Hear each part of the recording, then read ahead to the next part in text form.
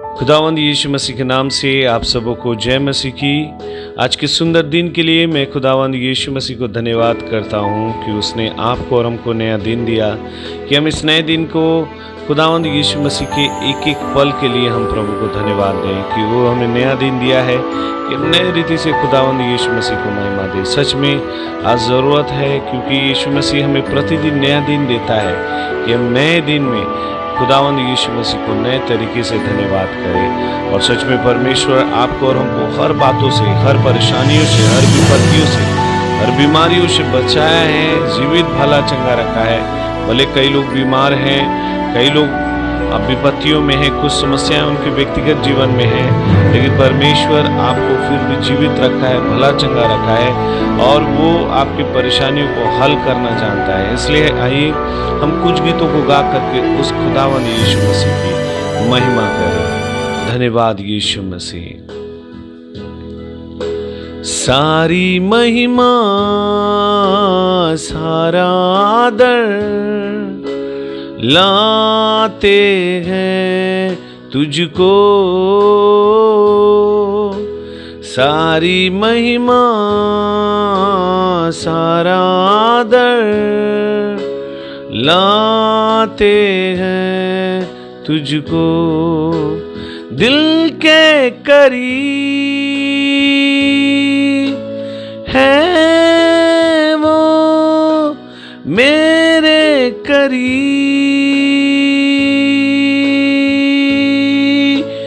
है, जाऊं कहाँ ये तो बता, तेरे सिवा मैं जाऊं कहाँ। दिल के करीब है वो मेरे करीब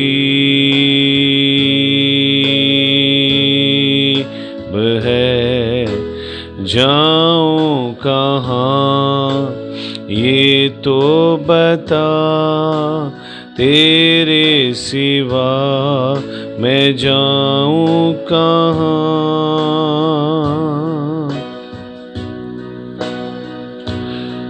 क्योंकि तू है, तू है, तू है यहाँ,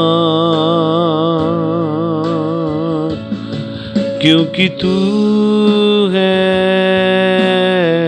तू है, तू है यहाँ। दिल के करीब मेरा यीशु और नहीं दूजा, दिल के करीब मेरा यीशु और नहीं दूजा। क्योंकि तू है, तू है, तू है यहाँ, क्योंकि तू है, तू है, तू है यहाँ।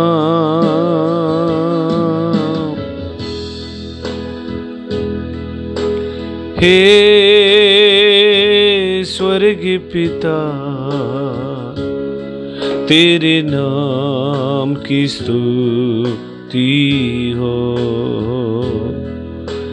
हे जीवन दाता, तेरे सन्मुख आते हैं। हे स्वर्ग पिता,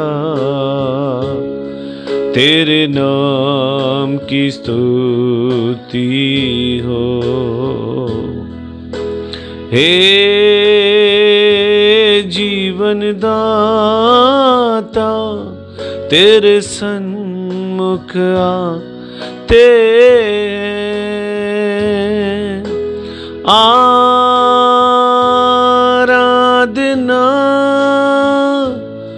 ओ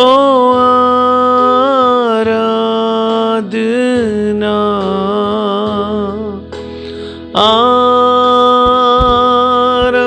आराधना, ओ आराधना, आराधना,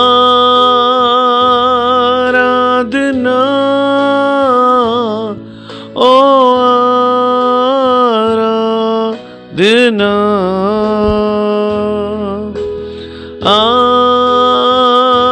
आराधना, ओ आराधना। तेरे सिवा कोई नहीं आराधना के योग्य, तेरे समान कोई नहीं स्वर्ग में या पृथ्वी पर।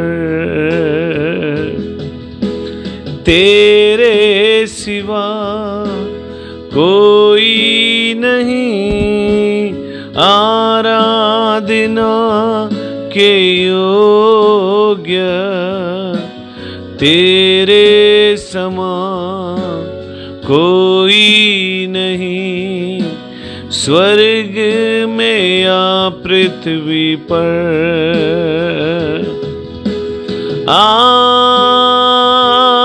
आराधना, ओ आराधना,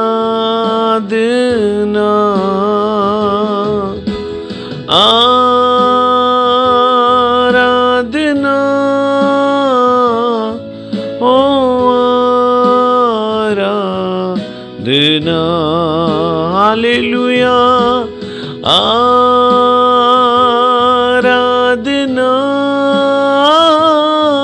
ओ आराधना,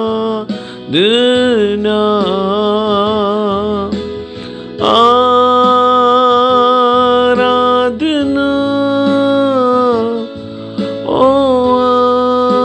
आराधना।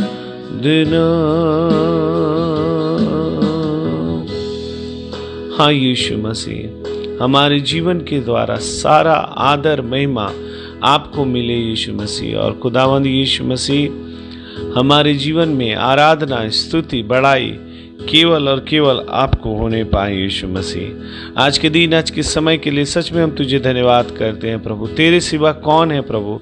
हम किसके पास जाएं प्रभु, जो हमें उद्धार दे सकता है, जो हमें शांति दे सकता है, जो हमारे परमेश्वर जीवन को प्रभु उत्तम बना सकता है। हम किसके पास जाएं प्रभु? तेरे अलावा कोई नहीं है यीशु मसीह।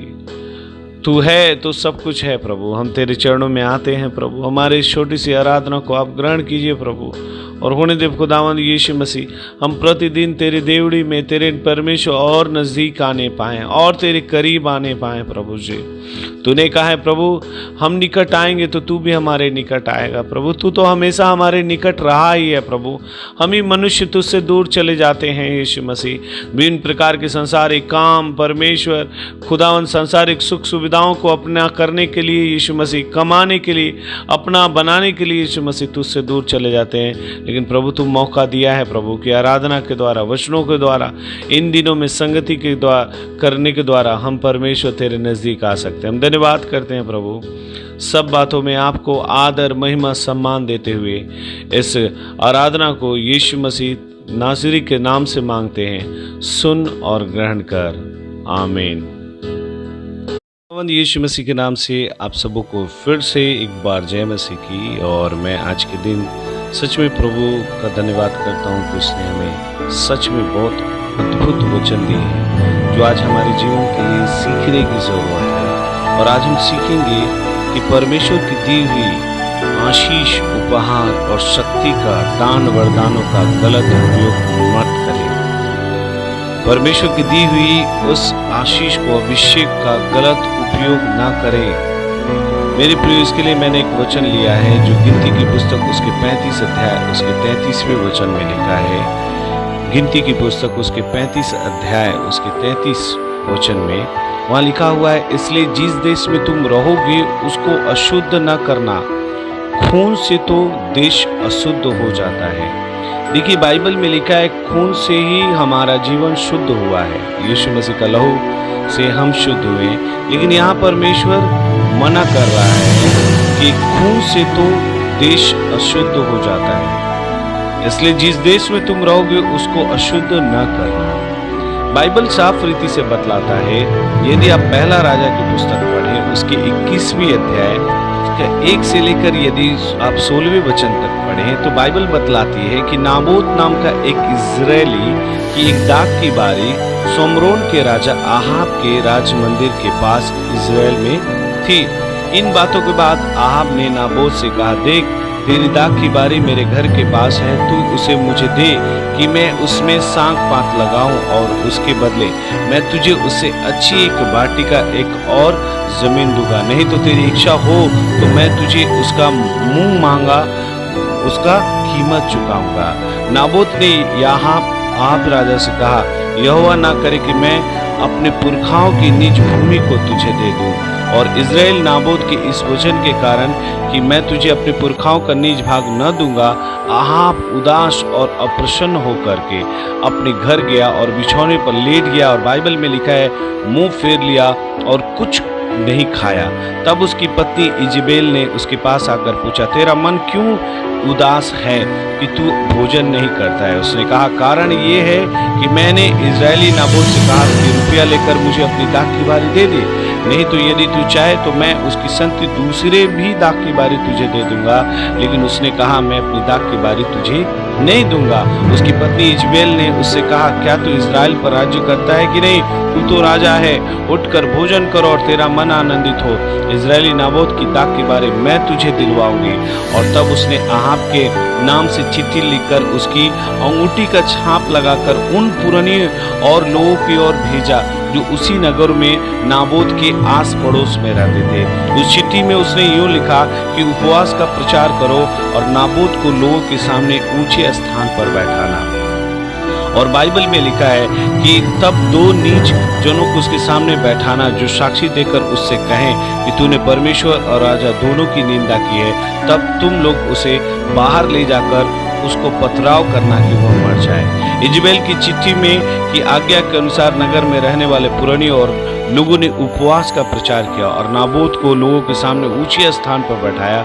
और जब 2-3 जन उसके सम्मुख बैठ गए, उस नीच लोगों ने लोगों के सामने नाबोत के विरुद्ध यह साक्षी दी कि नाबोत ने परमेश्वर और राजा दोनों की निंदा की। इस पर उन्होंने उसे नगर से बाहर ले जाकर पथराव किया और वो मर गया।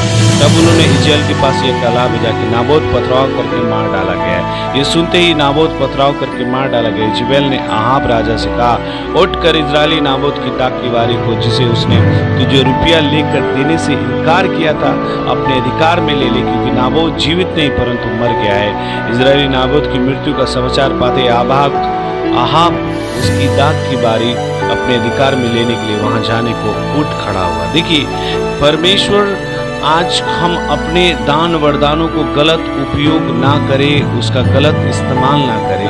आज बहुत सारे दास दासी कर रहे हैं, उनको परमेश्वर दान वरदान दिया है, चंगाई का वरदान, तो वो किसी से प्रार्थना करवाने के लिए काफ़ी पैसे लेते हैं ताकि उनको चंगाई मिले। बहुत सारे लोगों को प्रॉफिट का, भविष्यवक्ता का अभिषेक मिला है। वो उन लोग जो आते हैं कि हमारा भविष्य, हमारा क्या होगा, सेवकाई या हमारे आगे आने वाला जीवन, उनको उनकी भविष्य बताने के लिए उनसे बहुत सारे पैसे लेते हैं, उनको गलत रीति से इस्तेमाल करते हैं। देखिए, यहाँ पर भी इजबेल रानी ने 9वें वचन में, पहले राजा 21 अध्याय 9वें वचन में चिट्ठी में लिखते समय उसने क्या कहा? उपवास का प्रचार करो। यानी उपवास क्यों किया जाता है? ताकि हम अपने आत्मिक जीवन को बढ़ाएं, हर एक बंधन श्राप तोड़े, शैतान के कार्यों को तोड़े, दुष्ट आत्माओं को हराएं। लेकिन उसने कहा इन उपवास का प्रचार करो, और उसमें भी उसने क्या किया? एक व्यक्ति के मारने की हत्या का षड्यंत्र रचा। 11वें वचन में लिखा है कि उन लोगों ने उस इजबेल की चिट्ठी के अनुसार वो पुरानी लोग क्या किए, उपवास का प्रचार किए और उन्होंने नीच लोगों को, दो नीच लोगों को मतलब झूठ बोलने वाले लोगों को सामने खड़ा किया। आज सच में परमेश्वर कहता है यशायाह 58 में कि तुम उपवास करते हो तो अपनी इच्छा पूरी करते हो। आज बहुत सारे लोग उपवास करते हैं किसी को बर्बादी के लिए, किसी के परिवार में समस्या लाने के लिए, अपना काम बनाने के लिए। मेरे प्रिय, उपवास करना है बंधन तोड़ने के लिए, उपवास करना है अपने आत्मिक जीवन की बढ़ोतरी के लिए, उपवास करना है ताकि किसी के जीवन में आशीष आए।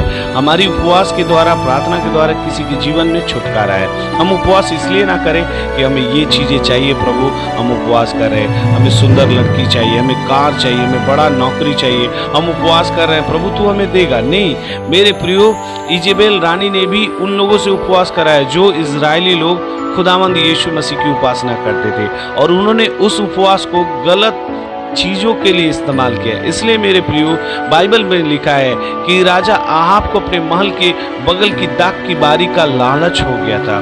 उस दाख की बारी के मालिक नाबोत को उसने एक उचित प्रस्ताव दिया, पर नाबोत ने उसका इनकार किया कि ना मैं पैसे लूंगा ना मैं अलग भूमि लूंगा, क्योंकि ये मेरे पूर्वजों का जमीन है। क्योंकि वे मानते थे कि उनकी जमीन परमेश्वर के उपहार के रूप में है, कोई वस्तु नहीं है जिसे खरीदी या बेची जानी चाहिए, क्योंकि परमेश्वर ने जो उपहार दिया है वो सबसे उत्तम है। मेरे प्रियो, आपको और हमको भी परमेश्वर ने उपहार दिया है, वो है हमारा जीवन, हमारा सबसे उत्तम जीवन।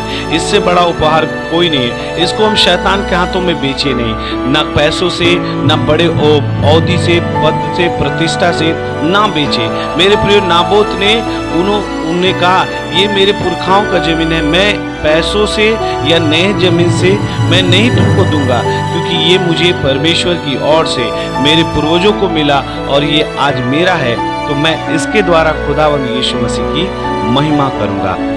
ये जमीन खुदावंद यीशु मसीह यहोवा परमेश्वर ने नाबोत के परिवार को एक विरासत के रूप में दिया था और राजा को उस भूमि को बेचना परमेश्वर की आज्ञाओं का उल्लंघन करना होगा। इस बात को नाबोत जानता था। इस बात से आहाब बहुत ही विचलित हो गया। इसे देखकर इजेबेल ने उसके जीवन में ना वो खाना खा रहा था, ना कुछ कर रहा था, उसके रूठने से, उसके चुप हो जाने से इजेबेल जो उसकी पत्नी थे उसने निर्णय लिया कि वह उस दाख की बारी अपने पति के लिए धार्मिक कानूनों से सनी हुई क्रूर फोर कर करके, झूठ फरेब कर करके प्राप्त करेगी। और उसने बड़ों और नेताओं की व्यवस्था की जिन्होंने नाबोत के खिलाफ आरोप लगाने की योजना बनाई। पुरानियों की उसने खोज की, उनको झूठा उपवास करने के लिए कहा और फरेब किया। आज बहुत सारे जो लोग गलत सेवकाई कर रहे हैं, जो उत्तम और अच्छी सेवकाई कर रहे हैं, उसके विरोध में बहुत गलत यूट्यूब में हो या विभिन्न प्रकार के चीज़ें हो, उनके आस पड़ोस में विभिन्न प्रकार की बुरी बातों के द्वारा, झूठी गवाहियों के द्वारा उनकी मिनिस्ट्री को और उनको बदनाम करने को लगे रहते हैं। लेकिन मेरे प्रियो, जिसको परमेश्वर ने चुना है उसकी आशीष को कोई छीन नहीं सकता है। हालेलुया। उसने बड़ों और नेताओं की व्यवस्था की जो नाबोत के खिलाफ क्या करने लगे, आरोप लगाने की योजना बनाई, जिसने परमेश्वर और राजा को श्राप दिया। ये ऐसा अपराध था जिसके लिए मृत्यु दंड दिया जाता था, बाइबल में लिखा है। इसलिए यीशु मसीह कई बार बोला कि जिसने मुझे देखा उसने परमेश्वर को देखा। परमेश्वर ने मुझे भेजा है उसके बेटे के रूप में कि मैं उसके कार्य को करूं। तो सदूकी फरीसी भी यीशु मसीह पर क्या झूठा लालचन लगाए, झूठा बात लगाए, दोष लगाए कि इसने परमेश्वर की निंदा की है। मेरे प्रियो, इसीलिए इजेबेल रानी भी यही काम कर रही थी कि कुछ झूठे लोगों को जो खुद अब्राहम के संतान थे, जो खुद नाबोत की तरह इजरायली थे, उनको वो गलत रीति से झूठ बोलने के लिए उस्का रहे थे और उन्होंने वही काम किया जो शैतान चाहता था। आज बहुत सारे प्रभु के दास दासी विश्वासी आज प्रभु के उत्तम और पवित्र और धार्मिक दासों के विरोध में उल्टे पुल्टे बोलते हैं।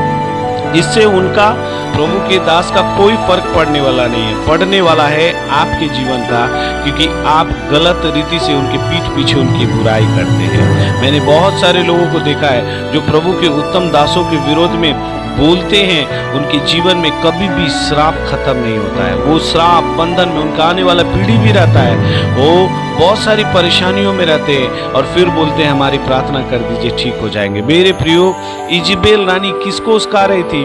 उन इजरायलियों को जिसको परमेश्वर ने चुना था कि परमेश्वर के प्रति झूठी गवाही, झूठ मत बोलना 10 आज्ञा में से एक आज्ञा था। लेकिन इन पुरानियों ने एक अधर्मी और एक दुष्ट व्यक्ति के औरत के चक्कर में आकर, जिसके अंदर शैतान था, शैतान उसके अंदर से उन लोगों को उस्काया और उन्होंने उनकी बात मान ली। आज बहुत सारे मसीह गलत लोगों के उस्काने पर, झूठी युक्तियों पर, झूठे सलाहों पर चल करके अपने आत्मिक जीवन को बर्बाद कर देते हैं और अपने धार्मिकता को वो किसी की बुराई करते हुए, किसी की करते हुए वो बर्बाद कर देते हैं। इसलिए मेरे प्रियो, जरूरत क्या है कि हम इस बात को समझें कि इजेबेल रानी ने झूठी लोगों को खड़ा किया कि वो नाबोत के खिलाफ क्या करे, एक योजना बनाई कि उसने परमेश्वर यानी परमेश्वर की निंदा की है और राजा की भी निंदा की है। इस अपराध के कारण उसको मृत्यु दंड मिलेगा।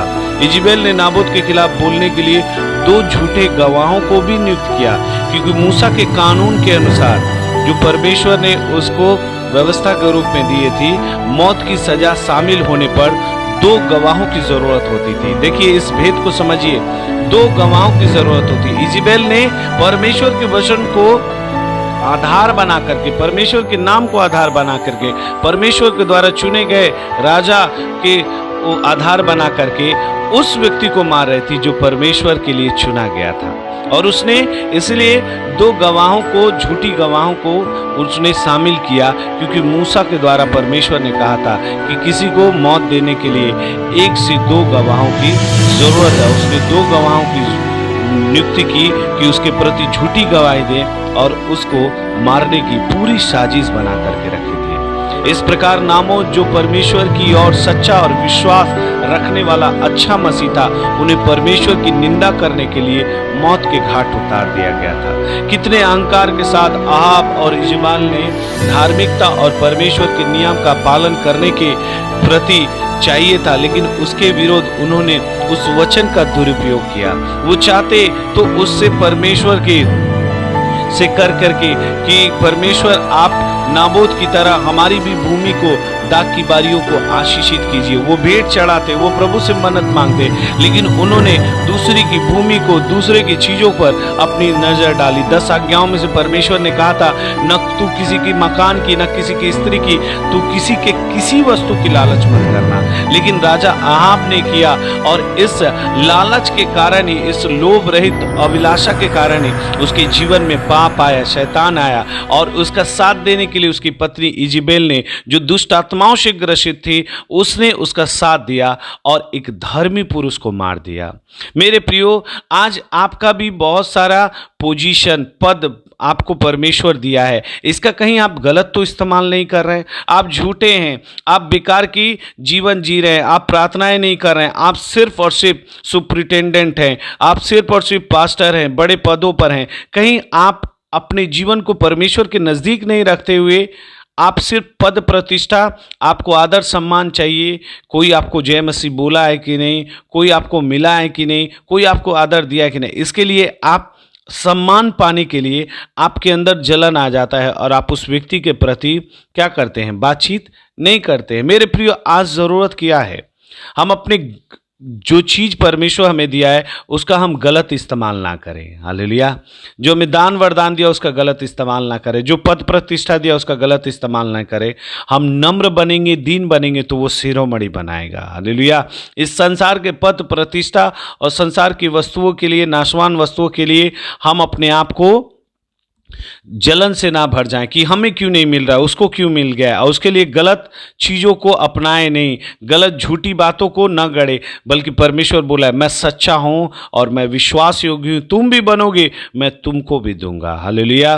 प्रभु ने अपने व्यवस्था में, अपने कानून में इजराइल के राजाओं को आज्ञा दी कि उन्हें ज़रूरतमंदों को उत्पीड़न से और गरीबों को हिंसा से बचाना चाहिए। परमेश्वर ने ये नियम राजाओं को दिया था, इसलिए वो खड़ा किया था कि वो गरीब लोगों को हिंसा से बचाने के लिए, ज़रूरतमंदों को उत्पीड़न से बचाने के लिए, माने समस्या से बाहर निकालने के लिए राजाओं की नियुक्ति की थी। अहाब और इजबेल ने बस इस जिम्मेदारी की अपेक्षा नहीं की, बल्कि उन्होंने जानबूझकर विद्रोह किया और बेरहमी से नाबोत को मार दिया। मेरे प्रियो, ये पहला उदाहरण नहीं था जब अहाब और इजबेल ने परमेश्वर के नियम का उल्लंघन किया था। इसके पहले भी यदि आप पहले राजा 18 और 19वें अध्याय में पढ़ते हैं तो अहाब विदेशी देवताओं का पूजा करता है और इजबेल एलिया को मारने की धमकी देती है। आप पढ़िएगा पहला राजा उसके 18 और 19 अध्याय।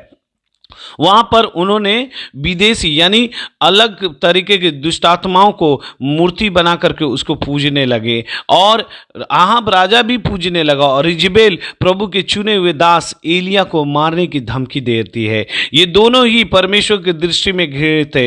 अब उन्होंने इजराइल के साथ परमेश्वर की वाचा के आधार को भी, जो परमेश्वर ने अब्राहम से, जो परमेश्वर ने याकूब से, जो परमेश्वर ने दाऊद से बांधा था, उनको उन्होंने भ्रष्ट कर दिया, बर्बाद कर दिया। उन्होंने अपनी इच्छाओं को परमेश्वर के न्याय की मांग के ऊपर रख दी। कोई आश्चर्य की बात नहीं है मेरे प्रियो कि एलिया ने उसके खिलाफ बहुत ही सख्ती से भविष्यवाणी किया था।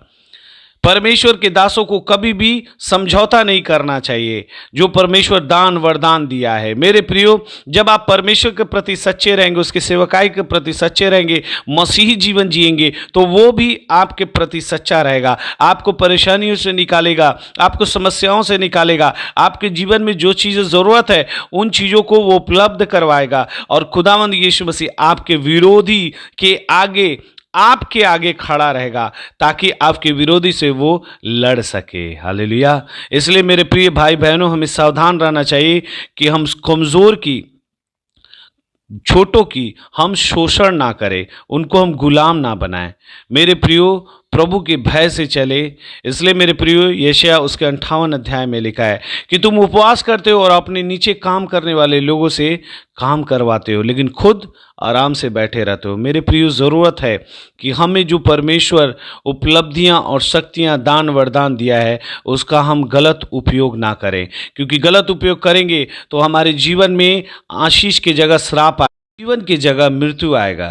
मेरे प्रिय, इस बात को समझिए कि राजा अहाब और उसकी पत्नी इजबेल एक छोटी सी जमीन के लिए, संसार के उपलब्धियों के लिए परमेश्वर के दासों को, चुने हुए लोगों के विरोध में झूठी गवाहियां और झूठी बातें कर दी। देखिए, बाइबल में साफ रीति से लिखा है, झूठ का पिता शैतान है, परमेश्वर सच्चा है, वो हमेशा सच बोलता है। इसलिए हमारी बात हाँ कहाँ ना का ना होना चाहिए। मेरे प्रिय, ज़रूरी है हमारे जीवन में जो परमेश्वर उपलब्धियां दिया है, हो सकता है आपको अच्छा भविष्यवाणी करना ना आता हो, अच्छा प्रार्थना करना ना आता हो, अच्छे प्रचार करना ना आता हो, आपको कोई बुलाता ना हो प्रचार करने के लिए बाहर में, इससे कोई फर्क नहीं पड़ता है। आपका परमेश्वर आपके गांव में, कस्बे में, आपको घर में ही रख करके यदि आपका आत्मिक जीवन बढ़ रहा है, तो मेरे प्रियो, आपके बाहर जाने से, सेवकाइयों में बुलाने से, भविष्यवाणी करने से, बड़े बड़े मीटिंगों करने से, उन प्रभु के दासों से आप उत्तम हैं, क्योंकि आप अपने घर में ईमानदारी से खुदावंद यीशु मसीह की महिमा कर रहे हैं। इसलिए मेरे प्रियो, हड़बड़ाए नहीं, दूसरों को मिला है हमें भी मिल जाए नहीं। परमेश्वर सबको एक जैसा आशीष नहीं दिया, सबको एक जैसा सेवा नहीं दिया है। इसलिए जो कुछ आपके पास में दिया है उसका सही इस्तेमाल कीजिए, गलत इस्तेमाल मत कीजिए। लोगों के सामने अपने आप को उत्तम बनाने के लिए झूठी बातें मत गढ़िए कि ये है, वो है, ये है। मेरे प्रियो, आपके बात हाँ कहाँ ना का ना होना चाहिए। आपके जीवन में नहीं है तो कह दीजिए हमारे जीवन में नहीं है। आज लोग मिलते हैं, बोलते हैं आपके कलीसिया में कितने लोग आते हैं। मेरे प्रियो, मेरे चर्च में जितने लोग आते हैं मैं उतना ही बताता हूँ। ये नहीं कि भीड़ बताऊँगा, इतने लोग आएंगे तो मुझे और लोग बुलाएंगे, नहीं, ज़रूरत नहीं। मेरा परमेश्वर मुझे इतने में ही ईमानदार बना कर रखा है और सच बोलने में मदद करता है। तो प्रभु यही सच्चाई सच्चाई के द्वारा मुझे अपना राज्य देगा, तो मुझे ये सच बोलना बहुत अच्छा लगता है। इसलिए मेरे प्रियो, आप भी बोलिए सच्चाई से, आपका काम बने ना बने, खुदावंद यीशु मसीह को महिमा मिले। हालेलुया। इसलिए हम प्रार्थना करें। खुदावंद यीशु मसीह, मैं प्रार्थना करता हूँ जिनके पास शक्ति है वे अपनी इच्छाओं के लिए किसी भी तरीकों से परमेश्वर जो धार्मिकता का काम करना है उससे ना फिरे प्रभु, और हेर फेर कर करके झूठी बात ना गढ़े प्रभु। दुनिया के लिए अपने उद्देश्यों को परमेश्वर जो पर्पज है, परमेश्वर जो संसार में तू उत्तम जीवन जीने के लिए भेजा है, तेरे कार्यों को करने के लिए, उससे हम भटक ना जाएं दुनिया के चक्कर में प्रभु। उन्हें अपने अधिकार का गलत उपयोग ना करे, गरीबों को शोषण ना करे, असहाय लोगों पर अत्याचार नहीं करे प्रभु, बल्कि उन्हें लोगों के बीच न्याय और समानता बनाए रखने में हमारी मदद कीजिए प्रभु। अपने नीचे काम करने वाले को हम ज़्यादा खटाए नहीं, अपने हम अच्छे से रहें प्रभु जी।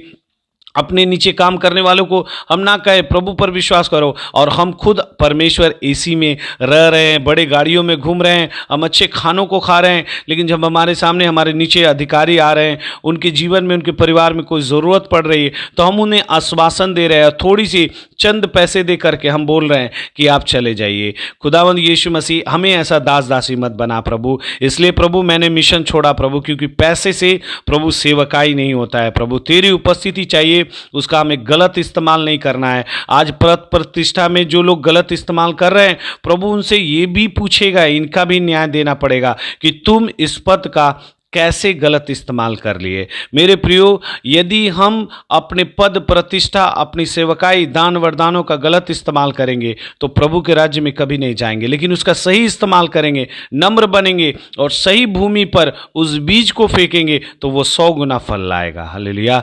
इसलिए प्रभु मैं तो आपको धन्यवाद करता हूँ खुदावंद यीशु मसीह कि ये वचन सुनने वाले के जीवनों में काम कर प्रभु, कि अपने आप को दीन नम्र बनाएं और जो दान वरदान मिला उसका गलत इस्तेमाल ना करें। आने वाले दिनों में इन लोगों को और परमेश्वर उठाइए प्रभु, अपने घर में रहते हुए, अपने गांव, अपने कस्बे, अपनी सेवकाइयों में आप इन्हें इतना उठाइए प्रभु कि आने वाले दिनों में यही लोग प्रभु जी आपके राज्य के लिए जब जाएं तो वो बड़े बड़े लोग जो पद प्रतिष्ठा और बड़े पोजीशन के लिए लड़ रहे हैं प्रभु जी, अभी वो रुक जाएंगे तो वो पछताएंगे अपने कार्यों पर प्रभु। हम प्रार्थना करते हैं, तूने कहा दीन बनेंगे तो शिरोमणि तू बनाएगा, तो हमें दीन बना, शून्य बना, छोटा बना प्रभु, ताकि तेरे राज्य में हम बड़ा किए जाएं।